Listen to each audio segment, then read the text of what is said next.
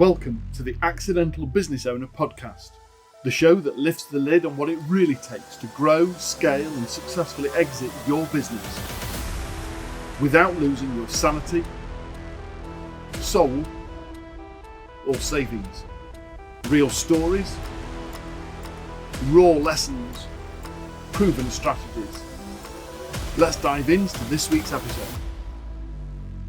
Hi, Jay Allen from My True North and host of the Accidental Business Owner podcast. Delighted to have you here with us today as I talk about how to be able to raise your prices without losing any of your existing customers.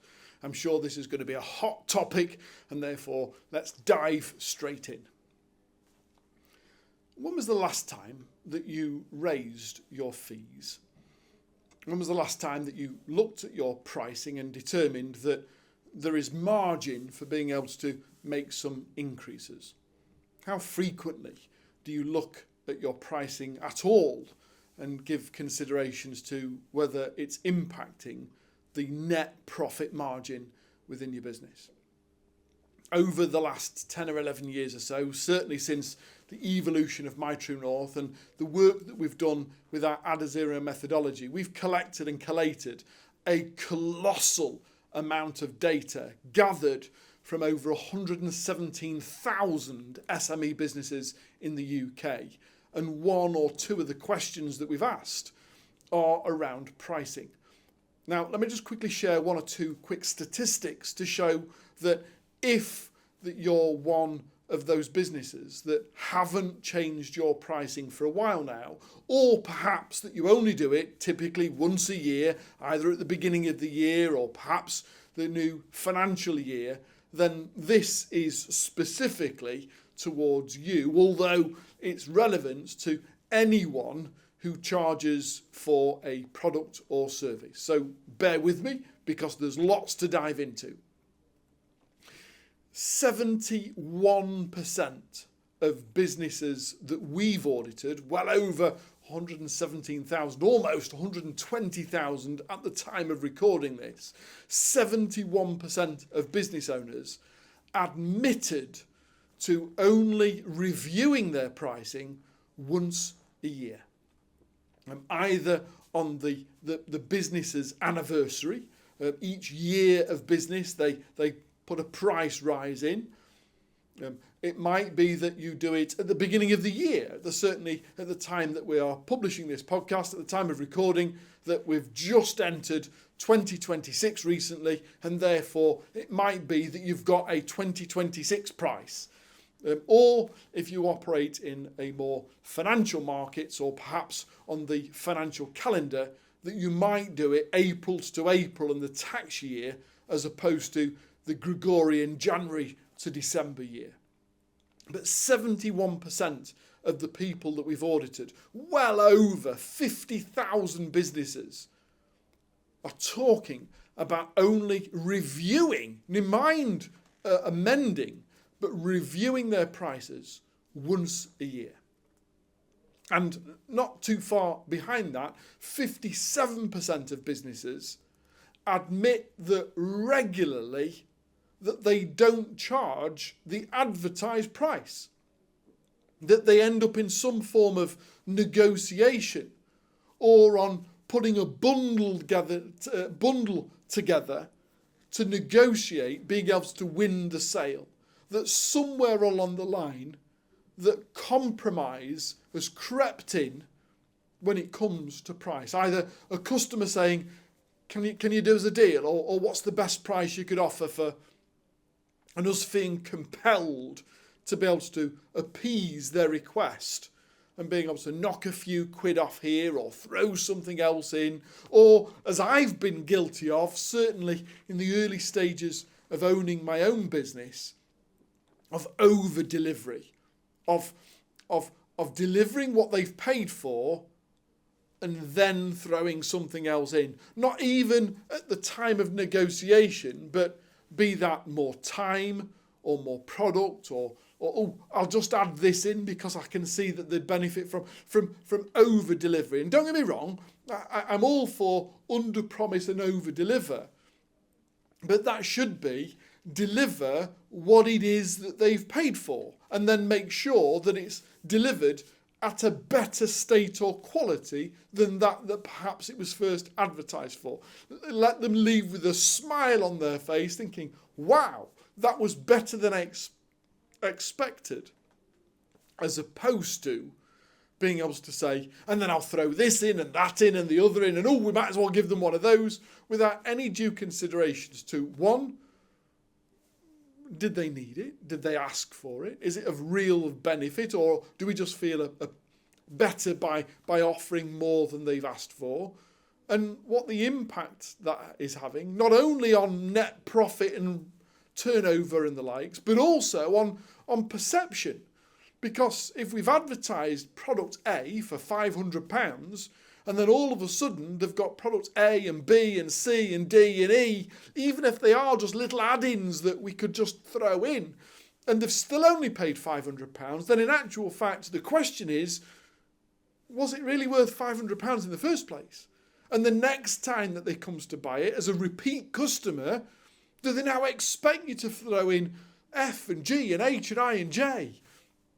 And before you know it, that good deed that we did is coming back to bite you on the ass. So if you're either the business owner that doesn't regularly, and I'm talking about at least quarterly, review and revise your pricing, and then subsequently ensure that we deliver what they've paid for to the best that we possibly can without the need or desire or persuasion or negotiation into being able to over-delivering, then ultimately it's taking cash out of your pocket, or as they say on Dragon's Den, it's taking food out of my kids' mouths to be able to invest and move the money elsewhere. So today I want to talk to you about the impact of pricing and how to be able to add money or add a fee or increase our fees, how to be able to earn more, well, not necessarily whilst doing less, but certainly by doing the same as you are already, and without any risk at all of losing existing customers, because that's the other fear, isn't it? One of the other statistics that we found is that when we questioned people about why they only even consider looking at their pricing, I met somebody relatively recently. They'd gone through one of our business scale-up assessments, and we ended up having a conversation on the technique, our freedom of technique coaching sessions, or coaching session rather. And I asked him about his pricing. And he wasn't even embarrassed. He wasn't coy about it. But when I asked him about his pricing, he told me that they haven't put their prices up since 2020. And he said it quite matter-of-factly. It wasn't we haven't even done that since... it wasn't a pride thing. It's we've been the same price since 2020. But when we asked the question, he simply answered it and moved on to the next question. He didn't see any concern with the fact that for 6 years now, they've charged the same price for their services. And it wasn't until after we'd completed the assessment, and like I say, he'd paid for one of the Freedom Technique sessions where we were going through the results and helping to tailor a freedom plan for him to understand how to be able to move from where he is to where he would like to be. It wasn't until we were working at that level of detail that we identified that, so you're happy to be earning less for doing more than you were with 6 years less experience. Well, no, of course not. Well, but that's what you're telling me. You know, if we understand that the rate of inflation in this country goes up at least quarterly and has done from time memorial, if your prices haven't continued to go up at the rate of inflation, then by charging the same amount of money, 5-6 years after you first came up with the price in the first place, and we'll come back to how you've priced in the first place in a second, but the cost of fuel, the cost of electricity, the cost of council tax, the cost of living has gone up considerably over the last 5 years, if your fees are still the same as they were 5 years ago, then your net profitability is down by about 35, 36, possibly even 37% what it was 5 years earlier, even though you've got 5 years more experience and probably improved the product or service a little bit since then. And you could almost see the colour just drain out of his face as he subsequently realised how much that had impacted. A business that was serving about 120, 130 clients a month through what it was that they were doing, and every single sale, he's now earning less in his own pocket than he was 5 years ago for doing the same job, even though he now acknowledges that he's improved his kit and his equipment and he now does a better job than he was doing 5 years ago. Price is the same, better quality service, less cash in his pocket. Mind blown. Then the other statistic that I want to quickly share with you is the 3 flaws that we see time and time again. Almost 90% of business owners that we've surveyed, almost 90%, it's about 88.8% of surveys where we found that when it came to pricing initially, when they first set up in business or when they first launched a product or a service, when they first determined as to how much shall we charge for X, they fell into 1, 2, or possibly all 3 pricing flaws when it first originated on how much should we charge for this product or service. So let's look at those to understand as to whether you're already in a pricing flaw, whether you've already got a stint in your business that is preventing you from being able to earn what you should be earning for what it is that you do today, right now. There are a few people, not many, this is the most minor flaw, but there are a few people that still charge per hour. And when it first came to, well, how much shall I charge per hour? They looked at the last time that they were in employment and said, well, I was earning £24,000 a year as a PAYE when I was cards in and I was an employee. I used to be on, and I'm just going to pick a figure out at my head, but make it an easy one for maths to be able to work on, whatever fee it was that you were when you first started in business. Or perhaps, well, people like me who are employed, and I've been on Glassdoor or LinkedIn and looked at their sales navigators to understand as to what other people are earning doing the same type of job as me, and that they've got a banding of said, between X and Y is the typical, or they've asked Google or been on Glassdoor, or like I say, from prior experience. When I was last in business, I was earning £24,000 a year. Well, that's £2,000 a month, which makes it about 500 quid a week, or £100 a day. So I'll charge £100 a day because that's what I was earning, and therefore, as long as I'm busy and I'm working full time, I'll be back on my 24,000 before you know it. And then, frightfully, woefully realising in month 2 or month 3 or month 4 that you're nowhere near earning £24,000 a year. Why? Because whilst you were in employment, in order for the employer to be able to afford to give you £24,000 a year, on top of that, your job needs to have been generating enough to be able to pay the employer's tax and national insurance liability, to be able to cover for your holiday pay where you're not working and earning money for the business but still taking a salary, for the risk that you might take some sick pay in the year or some maternity leave or paternity leave, to cover my tax, my insurance, my rates, and my profitability. I've still got to be able to make some money, because otherwise if I pay all of it to you, then I've got nothing left. So I've got to be able to have a multiple of what I'm paying you to warrant paying you. And you didn't utilise that multiple when you divided your salary to determine your daily or hourly rate. And as a result of which, you're being woefully underpaid from what you were earning whilst you were still working for somebody else. I tend to work with small business owners just like you that have perhaps set up as an accidental business owner, gone to earn a living for themselves and then subsequently got busy, became popular, starts to attract more business, and as a result of taking on a few staff to be able to help and support, and as a result of which you've now got half a dozen salaries to cover before you even earn a salary for yourself. What's all that about? My point being is I tend to suggest to people that you ought to be looking, when it comes to your own pricing, at a 3 to 4 times multiple of your last income.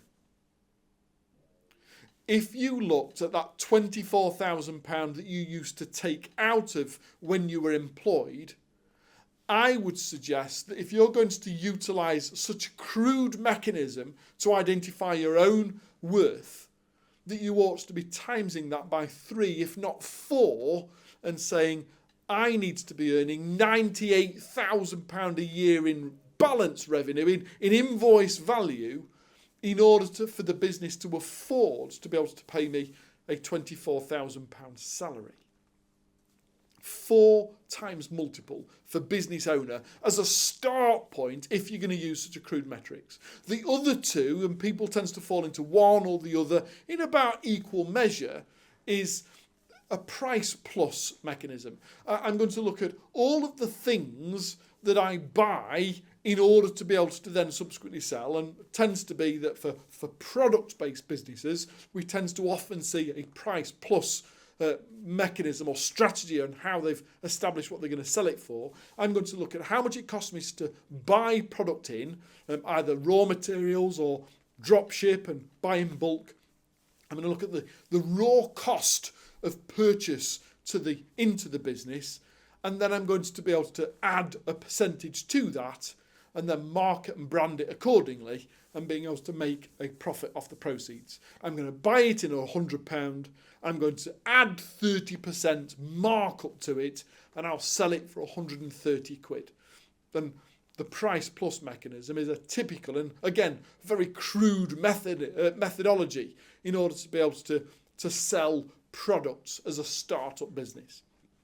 And then alternatively is a competitor price market, where rather than looking at our own cost, or sometimes we've already looked at our own costs and then subsequently gone to the market and said, well, hang on a minute, it's costing me 100 quid to buy it in. I was going to sell it for 130 with a 30% markup, but I've gone to the market and I've looked at what other people, and I've noticed that other people are selling it between 170 and 280 quid. And therefore, I'm going to go somewhere in the middle. I'm going to sell it for about £250, £255. I don't ever want to be the most expensive because I don't think anyone will pay it. I've got my own money mindset challenges to understand as to what impact that's having. So I'm going to price it at about 2/3 of the average market norm. And as a result of that, you've gone somewhere between the two.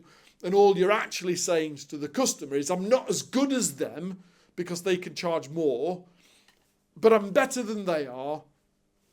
I'm rather average. So, my challenge to you today is, why don't you put your prices up today? Why don't you simply say that from the end of this podcast, I'm going to go back online, I'm going to go back into my sales and marketing system and process, and I'm going to put my prices up. I'm going to add my prices. I'm going to add them by 10%. I'm just going to go out there. I'm just going to add 10% to it. If you've been watching for a while, you'll notice that I spoke very recently about the dashboard, the business owner's operating system, in order to be able to understand the data needed to be able to measure. And if you were to put your price up by 10% today, what you'll be looking for is the impact it has on conversion rate to determine as to what's my current net profit margin, and the conversion rate depreciation to establish if I put my prices up by 10% and I started generating more money per sale, how many fewer sales could I make because the conversion rate drops because too many people say, or some people will say, that's too much, that's more than I want to spend, I'll buy it from somewhere else.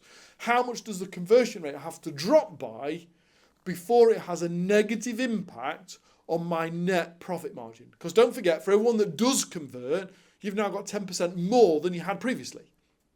So it's not just about did they buy or did they not. It's about what's the drop-off rate in increased revenue and how much does that impact net profit? Being able to have those three numbers allows us to be able to understand as to whether I can afford to put 10%, 12%, 15% on without it having any negative impact. Less purchases, but more money per purchase equates to better net profit rate. Alternatively, and if you're worried about being able to do this and losing some of your current loyal customers, and again, lifetime value is a critical measure for understanding the cycle of a customer, the frequency in which they purchase from you, the lifetime in which that we expect a customer to show loyalty to us. I know at the moment that in my True North, our current lifetime value is 4 years, 7 months as an average across the business over the last 10.5 years and over 850 customers. The average lifetime value, I know, is almost 5 years that we tend to do business together because people see the benefit of our shorter courses and our programs and subsequently repurchase or upgrade or improve, and we grow as they grow and they grow as we grow, and we can help them to support them to go from smaller business to more established business and preparation for exit business. So I know that we've got a full life cycle program for business owners looking to be able to grow, scale and exit. And therefore, I know that the average lifetime value is almost 5 years that we tend to do business together with the customer. Either consecutive years or sometimes that they'll come for 2 or 3 years. They might stop for a year or so and then subsequently come back when they're ready to be able to prep for exit if that's their choosing to do so. So understanding the sales cycle allows me to understand when to put my prices up without it having a direct impact on cash flow or on conversion rate. However, there is a critical key that I want to quickly share with you right here towards the end of today's podcast that has saved us not just thousands, but tens of thousands of pounds, possibly £100,000 over the last 10 years as I implemented it within my True North. There is nothing stopping you as the business owner delaying any price increase for current trading customers. Let me say that again. There is nothing stopping you as the business owner, be it product or service, delaying any price increase for existing paying customers. How many times have you watched an advert on TV, or thankfully we can now go ad-free if you pay for the premium, but how many times have you caught sight of an advert and in the bottom it says new customers only? And as an existing customer you say, whoa, well, what about me? I've been a loyal customer for 3, 4, 5 years and I can't have the bonus offer that you're now offering. And it doesn't matter whether it's internet or Netflix or a film, a paid film channel. It doesn't matter as to whether it's car insurance or that type of thing. New customers only. Special deal if you've never bought from us before or if you're not currently paying for it. I do it the opposite way around. In your second year, if you stay a customer with us, then we have a better price than the price if you are a new customer. And again, I'm being open and transparent and sharing that with you potentially as a prospect of the future of perhaps not a current customer of my True North. That the fee that you pay will always be the most cost effective that we can possibly offer at the time of purchase. And we certainly have some opportunities to be able to save some money if you choose to be able to make a single investment as opposed to ask to pay by instalments over the programme period. So we will always look after you in that respect to be able to ensure that the fee that you pay is the most cost effective that we could possibly offer it for in the terms in which you choose to be able to work with us. But we will also recognise loyalty by delaying any price increase. So when I suggested to you just a moment or two to add 10% to your fees, well, you could add 10% to all of your fees and every customer pays 10% more as of the end of this podcast. Or you could do, I'm going to do 10% add to my fees for all new customers. And simply, the new customer never knew the old price because we've put the price up, and when they ask for a fee for doing business, we simply quote the new fee. Great.